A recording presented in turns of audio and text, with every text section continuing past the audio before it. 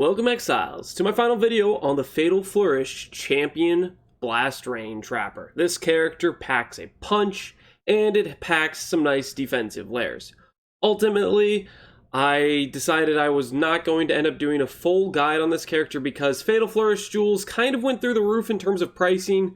And frankly, if I have a build that ends up being over 50x, just to get the jewels, like the whole build's built around, I start to think, you know what, this isn't really going to be beginner friendly or a build you can build into. It's basically, before you get the jewels, you're dealing 60% less damage. You're not really enjoying the fun mechanics of doing a duelist trapper, stuff like that. So ultimately, I'm not going to make a full guide on it. I am just going to leave you guys with this video going over the results of the character. We were able to take down the Ubers, and then I am going to give you a quick rundown of my gear, what I was prioritizing, and the thought process behind it. So, looking at the character in game, starts out with an Ellie bow. The reason I did Ellie bow is I get a little bit more flat damage, I believe, than a really good fizz bow, and it's a lot more affordable to craft. It's a lot harder to get merciless and dictators like the good percent fizz mods than it is just to get some T1 fire or T1 lightning or T1 cold. Frankly, the deafening essences, which are really cheap and affordable, are not much worse than a T1 roll, and you can just slam one of those on a bow, slam one on another bow, and combine. So it's a simple process of taking two bows that has T1 Ellie, T1 Ellie, two different types, and then bench crafting basically two mods that are the same but aren't the T1 Ellies to combine to try to make a two mod bow. And you do that twice till you get two mod bows, and then you combine those to get basically triple prefixes.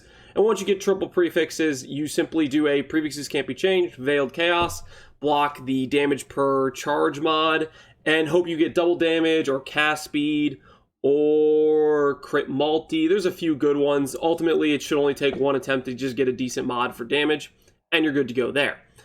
Next up, the idea is with a triple elemental bow. We do deal mostly fire damage thanks to us having an anger essence, thanks to us having fire rolled on our gear when we do have flat fire, thanks to having a character which with blast rain where it converts all the fizz to fire. The majority of our damage actually ends up being fire, so we benefit from the cover enemies and ash with blast rain. We benefit from the 30 fire pen, but that cold and lightning, although it doesn't have as much damage multipliers to it, is very, very important for Secrets of Suffering. We still get a large amount of base crit from the cold we have on the bow and sap, which also makes us more tanky because if bosses are sapped, they deal less damage to us. And if they are brittled, it makes it very easy to hit crit cap. So that's the idea behind the Ellie bow. You could go for an all fizz bow. I think it would be a lot more expensive to craft than this one. This one cost me about 3x to make, and I definitely recommend recombinating for it. It's an awesome way to craft. I love recombinators. I'm addicted to them. Next up, the chest piece. This chest piece was a sheer luck scenario. I went for a recombinator going for global defense plus Guatzalides, and I made a chest with Guatzalides and the Gain Life as ES chest piece, and then I split a global defense to isolate a global defense chest. I split it to isolate the global defense prefix, and then I benchcraft Gain Life as ES, and I was really just trying to get the temple life and the global defense, and I got really lucky and I got all three prefixes. This is not something, this is completely overkill. Ultimately, I would just go for something like a full dragon scale with a high percent armor evasion with the temple mod and the Gain Life as ES mod. You don't need to go for crazy defense chest piece. I think it's a bit overkill. I think you're still going to get a good amount of armor and evasion if you just have something like a full dragon scale that would have something like 1,000 armor, 800, 900 evasion, just because it has a armor and evasion roll on it. That's what I would recommend, because this cost a hell of a lot more to craft, and it basically ramps the cost of the build to the moon, where everything else, most of the other gear pieces are pretty cheap. Except for the quiver, I got pretty lucky on this as well. Just YOLO recombinating a +1 additional arrow with some dread essences on a synthesis quiver with a quiver I bought for I think around 40 or 50 C that had crit multi, some life, and some flat fire. So I got really lucky on a recombinator. I would probably just try to go for something like this, but maybe subtract a mod or two, and you should be able to get something affordable. Ultimately, the avoid elemental ailments, you can get this implicit on one of your rings or quiver, and that combined with avoid elemental ailments on your boots and a little bit of avoid elemental ailments on your implicit of your boots, and the avoid elemental here makes us ailment immune, so that's a really nice quality of life. Then you have the classic scenario of Perseverance with an accuracy enchant. Well, Onslaught, you're always going to have Onslaught, so this helps us reach accuracy cap. Right now, my character's at about 3,900. I think if I got a Hillock 30 quality craft, we would get over 4K and would have basically 100% hit chance, and we'd have that capped off. But that's just something I didn't get to in Harvest. I didn't find a Harvest, or not Harvest, I didn't find a Hillock in a transportation, so I didn't get the 30 quality for that. That's something I was working towards. Another thing I think I would work towards eventually if I was min-maxing this character further is I'd probably drop these clusters here, all this stuff here. I would anoint Sovereignty to basically still have enough mana to reserve the things I want to reserve. And then I would go ahead and I would grab basically a large cluster here, and I would grab mediums on all these clusters, and I would get set and forget 4 times, which makes your traps basically trigger instantly because there's 100% trap reduce duration. This makes it so it takes all the awkwardness of traps and the delay, and it just kind of removes that from the build, so the playstyle would feel much cleaner and make the clear better. And that's an improvement I could make, but frankly I want to make my next build. I'm ready to move on and do another thing, but that's something I'd recommend if you do play this character. After that, simply going for things like mana reservation on your helmet helps you fit all the auras in. This is something where you go for combinating helmets that have suppress plus reservation, and you're just rolling these essences on enchanted blast rain, fires, and additional arrow helmets. The additional arrow you get from your helmet and your quiver all adds to extra impact, and between the 2 additional projectiles from here and here, it's about 33% more damage than the normal 6 arrows you shoot from blast rain.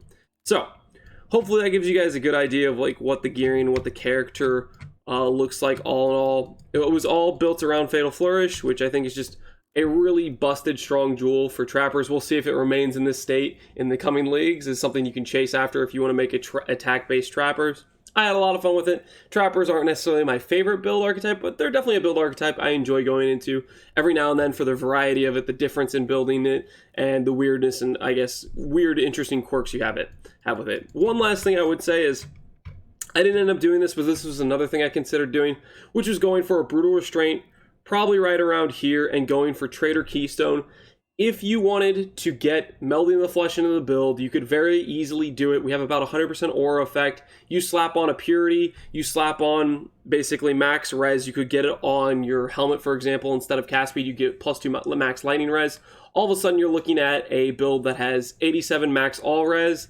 This is something I was just too lazy to do because it would require me to respect my passive tree, and you'd basically just drop your Diamond Flask. We're pretty over-capped on crit. I don't think we even need this Diamond Flask. So if you go down to try Elemental Flasks, you get one of these to have 40 all-res on it, and you set them up with the, I think, reduced charges used. Just with Traitor should be enough to permanently sustain that if you have reuse at the end of the flask. Definitely one of the best techs I like to use in builds, and it would end up making this character extremely tanky. It's already pretty tanky. The one weakness it has is elemental damage, only at 75 all res, but you add that in and you get to 87 max all res, you have Fortify, you have Sap, you have, I think we almost have 80k evasion, 74k evasion with flasks, 80k evasion, 60k armor. You get the idea. The tankiness of this character gets pretty obscene, and but that's just something I was too lazy to do. So anyways, hopefully that gives you a good idea of what the character is, what we were going for. Whenever we pop our anger, it gives us our adrenaline. We have cast speed, or cast speed applies to trap throw speed with Slave Driver's Hand. So this gives us a lot of trap throw speed along with damage, along with our anger essences giving us our anger or giving us a lot of flat fire. It all works together pretty well. There's a lot of nice synergies. I had fun with the build, and hopefully you guys like this video on it. But I'm going to do one special thing today, which is leave you guys with some footage of taking down the Uber bosses. This character was all content viable. Ultimately, it could do bosses at a pretty high level. Its one weakness, in my opinion, is clear. If you watched the VOD yesterday, you'll see we do all the Uber bosses. We do maybe most of them 1 or 2 deaths, pretty much is what it ended up being. And then when we went to do a flawless Chayula Stone, the clear speed was an issue. We did not have enough clear speed to do the fight, and that's why I'm recommending doing the set and forget setups, because it'll basically take a lot of that awkwardness and delay in your traps activating and doing damage and start making the clear speed a lot better. So Hopefully you enjoyed this video on the champion-based trapper, and I'm going to leave you with some footage of doing the Uber bosses. Take care, Exiles.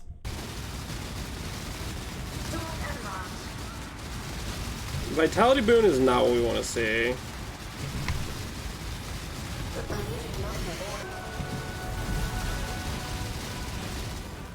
No. Don't move. Alright. We maybe could have...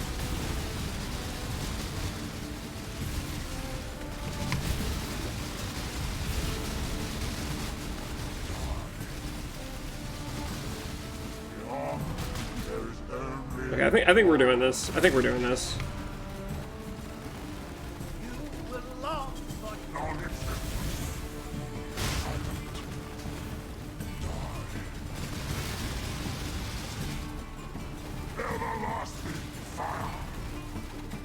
Yeah, he's dead, he's dead. A good one. Oh, hit massive! Let's go! Like, realistically, how many more times can he possibly do that to us? Incineration.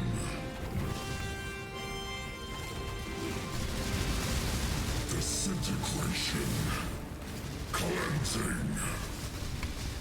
Annihilation.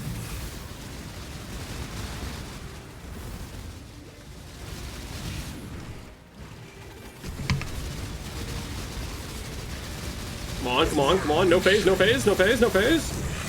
Easy. I don't actually know, but Proj is bad, Crit is really bad, Life is bad, Armor is really bad. So if they hit us, we die, I think is how it works. Do we prioritize Exarch still, or do we prioritize Shaver because of the Proj? I think I still prioritize Exarch. I think Exarch is still like the worst for us. Because Exarch does so much ground control. So I think we have to prioritize Exarch. We just have to Zerg rush Exarch, hope we kill Exarch, and then Shaper, I think. Because the Proj is just so bad. Elder is kind of bad too, to be honest, but I think Exarch is the 100% the one we kill first. Alright, we'll do Exarch, we'll do Exarch. Let the blood dance begin. A mouse of my mind.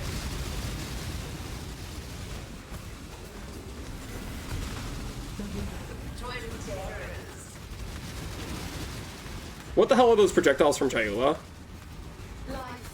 Okay, I'm suddenly a lot more scared of Chayula. Why is he shooting that many projectiles? We have to go back in. We have to go back in. We have to go back in. Did I get frozen there? Was that a freeze? What was that? I have 100% avoidance. My guy is still running, man. He believes he's still alive, but he's just dead. I need to respond before they do a bunch of stuff. That was an Elder Suck, dude. That thing destroyed me. Alright, I need to kill Exarch. Exarch's like really low. Exarch needs to die. Exarch 100% needs to die.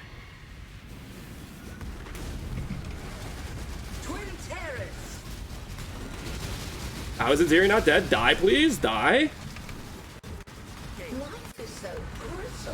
Can I not get sucked? Please. Stop with the sucking. That was pretty bad. Alright, this is fine. This is fine. We still have 2 portals. Exarch's dead. The arena's only kind of scuffed. The arena's only kind of scuffed. Only a little scuffed. Alright, come on. Come on, let's do this. We can do this. We just gotta kill Shaper. Recover.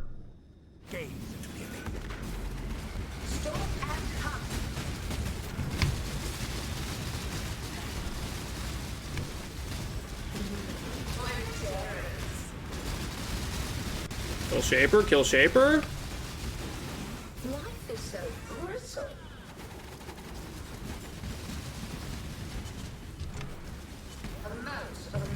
Now I just gotta kill the guy who keeps sucking.